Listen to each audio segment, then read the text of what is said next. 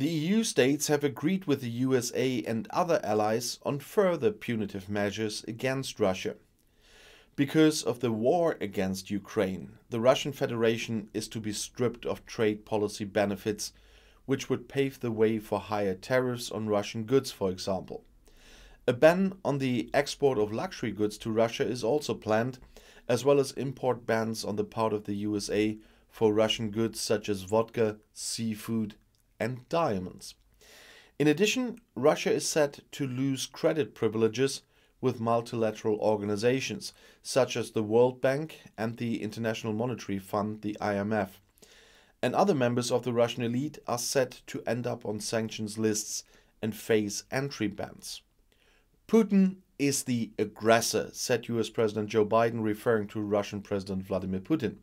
And Putin has to pay the price, he said. As the Kremlin chief continued his relentless assault on Ukraine, the United States continued to work in lockstep with its allies to increase economic pressure on Moscow and further isolate Russia on the world stage. EU Commission President Ursula von der Leyen added that it is also a matter of depriving Russia of the resources that it is using to finance this barbaric war.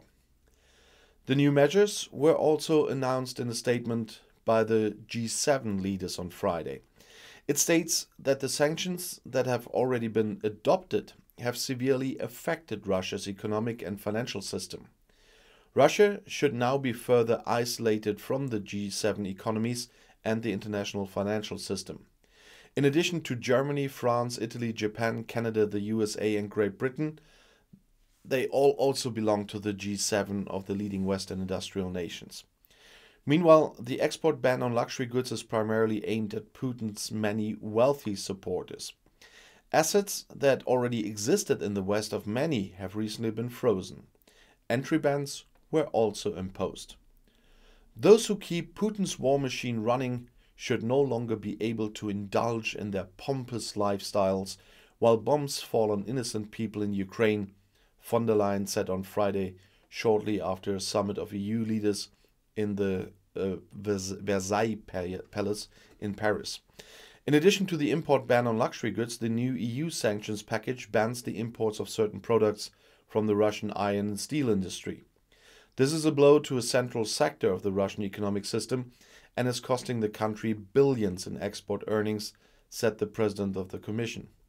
According to them, a comprehensive ban on new investments in the entire Russian energy sector is also planned.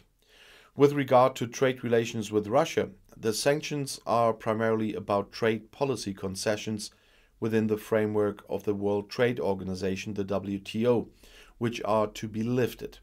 In concrete terms, Russia is to be deprived of its most favored status. This principle stipulates that countries in the WTO should be treated equally when it comes to tariffs and other regulatory measures.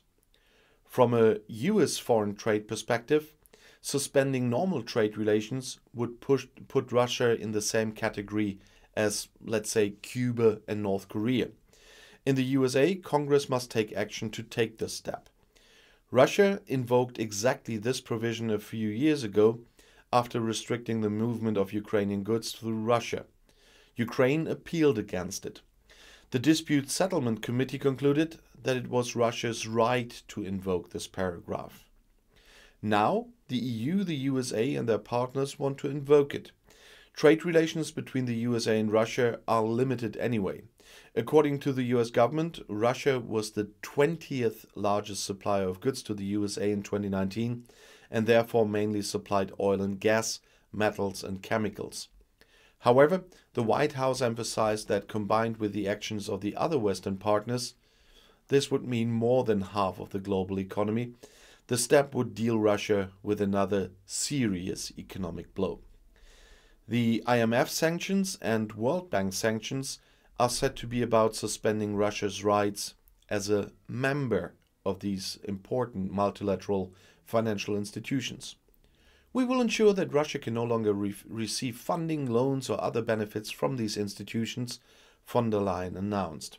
Because Russia cannot grossly violate international law on the one hand and expect to enjoy the privileges as part of the international economic order on the other, she said. Since the start of the war in Ukraine, the US, the EU and other Western partners, in coordination with the EU and other allies, have already imposed very tough sanctions on Russia, including on the largest banks and the Russian central bank. Just a few days ago, the US also issued an import ban on oil from Russia. In addition, many companies are cutting their business with Russia of their own accord. And I'll see you in my next video. Bis gleich.